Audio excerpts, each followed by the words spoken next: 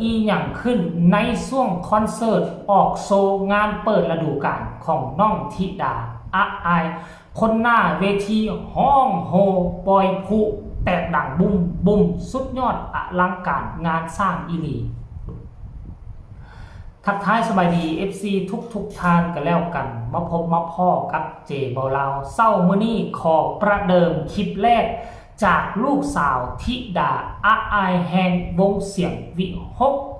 มือว่านี่เป็นมือเปิดฤดูกาล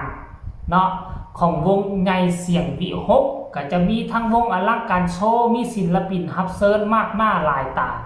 เข้ามาห่วมพิธีการเปิดนำซีซันดำเนินไปด้วยความตื่นเต้น FC แฟนคลับแย่งญาติกันซื้อบัตรจองตัวจนจะทะเลาะกันพูดแหละจนจะทะเลาะกันอยากเข้าไปเบิง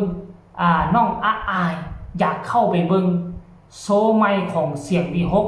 มีทั้ง FC ฝั่งไทยมีทั้ง FC ฝั่งลาวพอหักไม่หักทางนครหลวงเวียงจันทร์ก็ข้ามมาให้กำลังใจอย่างล้นหลามท่านผู้ชม FC แฟนคลับแต่ว่ามันไปเตะสะดุดโซหนึ่งซึ่งเป็นโซของโตซูวงชื่อว่าน้องอะอายสกุลนพรพอจัดโซตัวนี้ขึ้นมาเพื่อเป็นหน้าเป็นตาให้กับธิดาของเพิ่นก็คืออะอายได้บินได้โบกโบยบินโดยขี่สลิงอยู่บินอยู่เทิงฟ้าและช่วงตอนท้ายคือมีการจุดพลุการปล่อยสโมกควันคือทุกสิ่งทุกอย่างในค่ำคืนที่ผ่านมานี่เหมือนกับว่าพอนกพงศกรจัดขึ้นมาเพื่อให้เป็นหน้าเป็นตาเพื่อให้เป็นเกียรติแก่ธิดาอะอายแห่งวงเสียงวิหกนั่นเองท่านผู้ชมเจบอลาวเห็นแล้วก็รู้สึกคนหัวลุกดีอกดีใจบ่คิดบ่ฝันว่าจากศิลปินอายุน้อยๆเพียงแต่12 ปีทำโชว์ออกมาดีขนาดนี้บ่ธรรมดาเลยให้ทุกคนไปเบิ่งคลิปนี้ซะก่อนแล้วจึงมาพ้อกันในช่วงต่อไปว่ามันสนุกสนานเพียงใดไปรับชมพร้อมๆกันเลย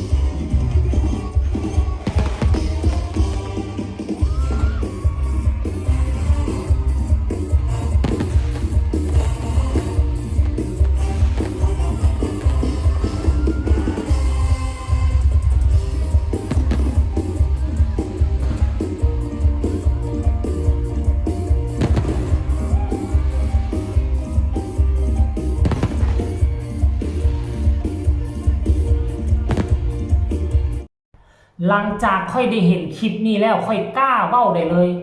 เป็นศิลปินที่มากความสามารถเป็นศิลปินน้อยที่ประสบ ผลสำเร็จในการแสดงในการห้องการรำโดยเฉพาะน้องอาอายนี่นะมีแววในการแสดงที่สุด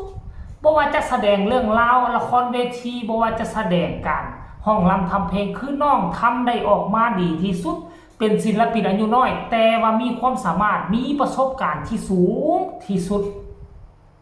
เท่าที่ค่อยเคยเบิ่งมาน้องธิดาลาวจงเบิ่งเอาไว้และก็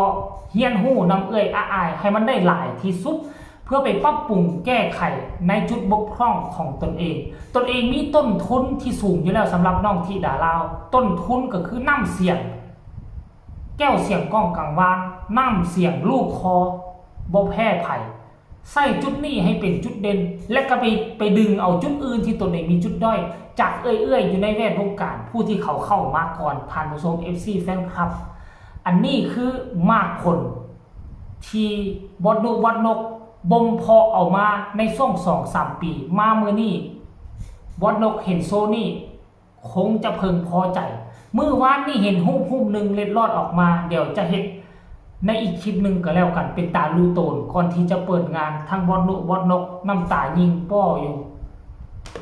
บ่คิดบ่ฝันว่าทุกพละกำลังที่พวกเจ้าสองคนยัดใส่เมื่อยซ้ำใดพวกเจ้าก็บ่นอนบ่ยอมนอนพักนอนพร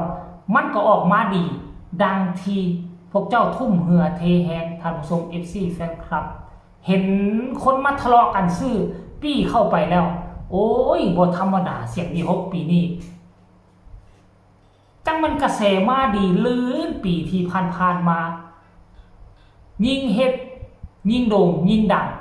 ยิ่งเฮ็ดยิ่งมีความพัฒนาสื่อสังคมออนไลน์กับพากันไปตีประโคมข่าวโฆษณาสวย